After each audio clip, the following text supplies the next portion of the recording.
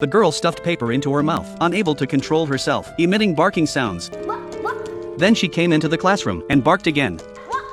Her classmates mocked her, and the teacher thought Nana was misbehaving. As a result, due to this condition, Nana was expelled from 12 schools consecutively. Fortunately, she eventually encountered a kind-hearted principal. On the day of the new school's opening ceremony, Nana emitted barking sounds. Everyone looked at her with accusatory eyes. After the performance, the principal took the stage. He wanted to invite the girl, who had been making strange noises, to the stage. Nana thought she would be reprimanded, but the principal patiently asked her why she kept making strange noises. Nana explained that she had a rare condition called Tourette's syndrome, which made her emit strange noises uncontrollably and could not be cured. Finally, the principal asked Nana, "What can we do for you?" Nana took the microphone and said, "Just treat me like any other student, please." Then the principal promised. As Nana walked off the stage, everyone applauded for her. It was the first time Nana felt the kindness of others. From this moment on, Nana aspired to be a teacher like the principal. If you had a friend like Nana, how would you treat them?